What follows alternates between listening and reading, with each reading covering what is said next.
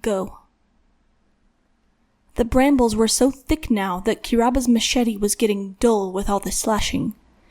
Ghost listened to Buddy chat about her past for an hour while it got thicker and thicker, till the path disappeared.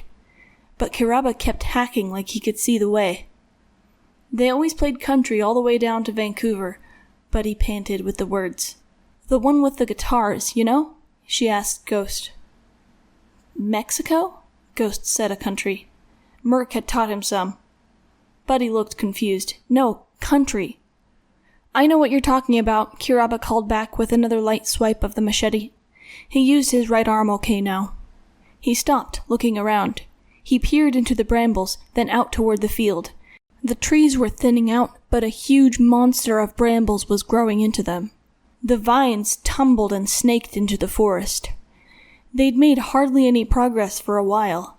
Ah, there! Kiraba lit up, turning a huge grin back to them.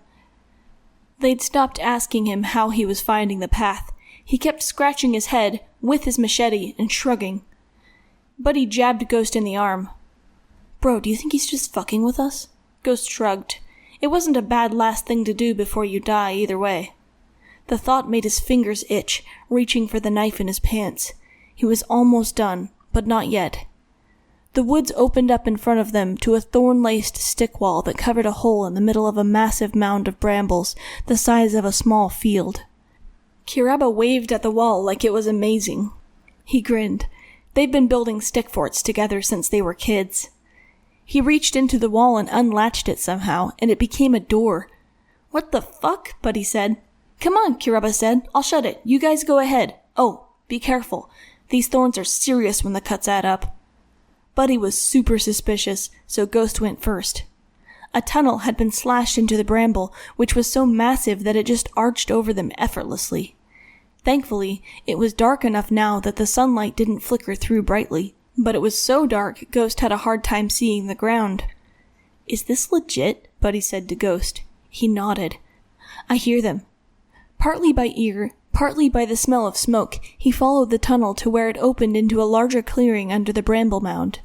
Shit, get back! Trite jumped up with a machete. Dad, it's us, Kiraba said, grinning as he came out from behind Buddy and Ghost. He ran into his dad and mom's arms and hugged them. Shockingly, they all cried. Ghost looked down, retreated a step. Buddy grabbed his arm. It's okay, she said. I don't fit, Ghost said, very softly. Mom, Kiraba said, these are my new friends from Shiver. Oh, I see, she said.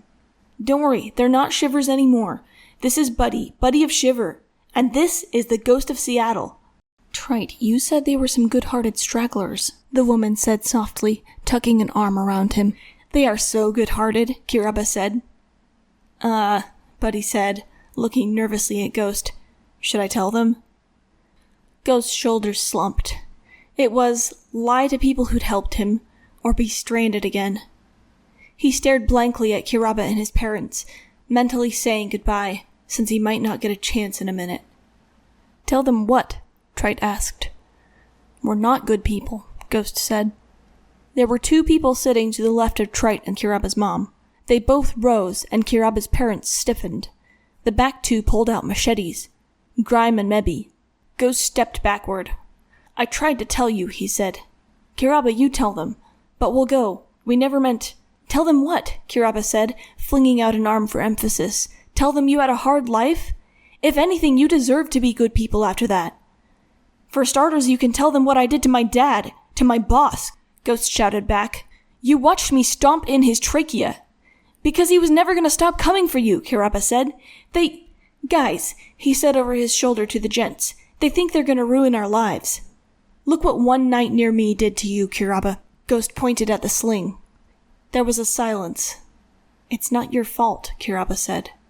It doesn't matter, Ghost said through his teeth. It's just what happens. That justice is a privilege for good people. It's not for us. He stopped for breath. It was weird to run out of breath by talking. Honey, Kiraba's mom, Sarah, said. How old are you? Ghost listened for someone to answer. Ghost, she means you, Kiraba said gently. Ghost turned his head down, blushing. Oh, 15. You're a kid, Trite said. You can't be that bad of a person. Oh, he is, Buddy laughed, jabbing him with an elbow, probably trying to ease the tension. He smiled. I'd know, Trite. It's okay. You don't need... No, Trite interrupted. We do. We actually need people desperately. Look at us. There's 5 of us. As long as you're not going to knife us in our sleep. Oh no, Buddy laughed awkwardly. There go my fucking plans. The gents laughed nervously. I don't like being a part of things, Ghost said. He sighed, stepping back again. I gotta say no. Ghost, please, Kiraba said. Just for a bit, hon, Sarah said. It's too cold out there. What if you stay because we need you, Trite said. Instead of the other way. You can leave us in the lurch, any time. Dude, Buddy grabbed his arm. He pushed her off gently. All right, he said.